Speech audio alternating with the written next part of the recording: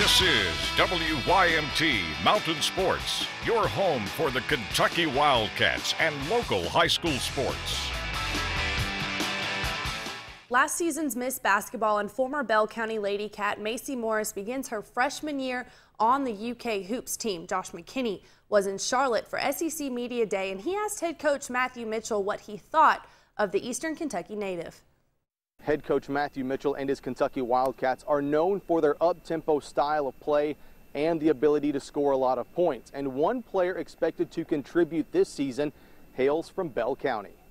2015 Kentucky Miss Basketball Macy Morris is the second Miss Basketball winner in the last 3 years to sign with the University of Kentucky. And despite entering this season as a freshman, she is already making a big impact on the team. Well, she fits in just on what I would describe as she has a burning desire to be the very best she can be. And she is a very good athlete. Very quick, explosive, can jump, can run, and so all of those things help her coming in the door, and she tries her best every single day. What I've seen from her so far has been great. She's an extremely hard worker. It's crazy to see somebody fresh out of high school come into college and work the way she does. She's always in the gym, and it's something that I admire from her. Morris is the 11th Kentucky Miss Basketball winner overall to play at Kentucky, but she looks to be the first to lead the program to a Final Four. Reporting outside ESPN studios in Charlotte, Josh McKinney for WYMT Mountain Sports.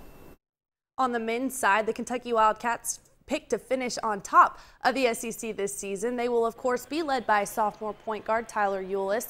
Eulis split time at point under the platoon system last season, but heading into this season, head coach John Calipari expects him to be the floor general. He's doing things he didn't do a year ago. He's way more comfortable doing stuff. You see runners now that he understands I can drive in there and still get lobs, but I got to stop a little shorter. He's shooting the ball way better. He's healthier. Last year he played the whole year with shin splints. So there were games where he was 80%. This year he's healthy. He may be the best floor general. How about the other top-ranked basketball team in the state? The UPike Bears are preseason #1 in the NAIA. The Bears begin their season next Monday, and head coach Kelly Wells says with all the returning players, he expects the past experiences to help his team reach higher goals. And what we accomplished last year and the years before it's all kind of fresh. We wiped the slate clean, and now these guys have to make their own name, kind of where they want to go with this. But I can't imagine the experience not being of great value in those kind of situations when you have crunch time and you have guys that are selfless or really want the program to do great. It has to benefit us in those kind of situations, and I'm counting on that being part of it. But I think at the same time, winning is kind of a correlation of doing all those things right. Well, next in sports, the football Cats look for big production from their wide receivers in this tough stretch of conference games, especially from sophomore Garrett Johnson. The Kentucky football Cats begin a tough stretch of games here in the next 3 weeks, starting this Saturday on the road against Mississippi State. Head coach Mark Stoops will lean heavily on his quarterback Patrick Tolles and their athletic wide receivers, especially true sophomore Garrett Johnson, who's posted 2 games of more than 100 yards receiving in the Missouri win and last Thursday against Auburn. You know, we knew all along we thought we had a great player.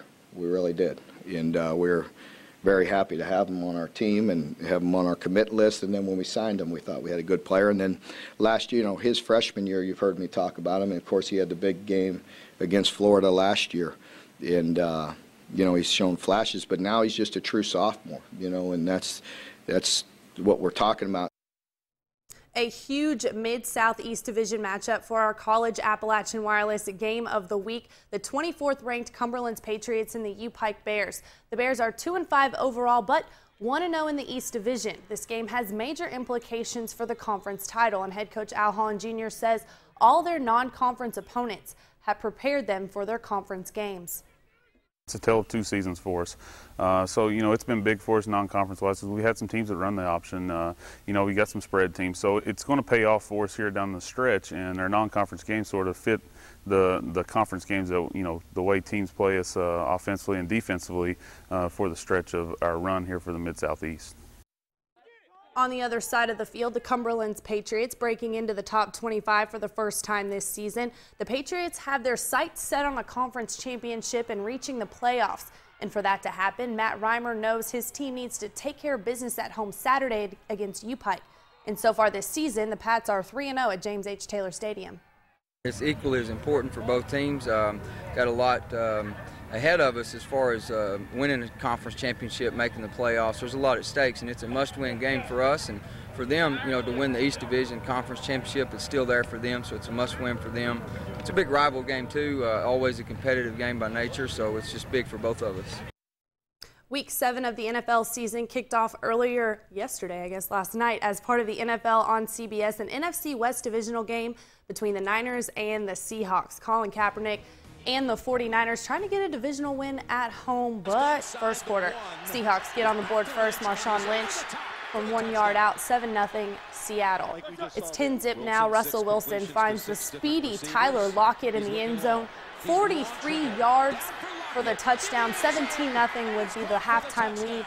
And Seattle, though, goes into Santa Clara, snaps their 2-game losing streak, 20-3, the final over San Fran. And also, Tanner, tonight there were boys soccer region finals going on. Pikeville, Perry Central, and South Laurel all winning region championships. All right, Lauren, thanks. We'll wrap it up right after this.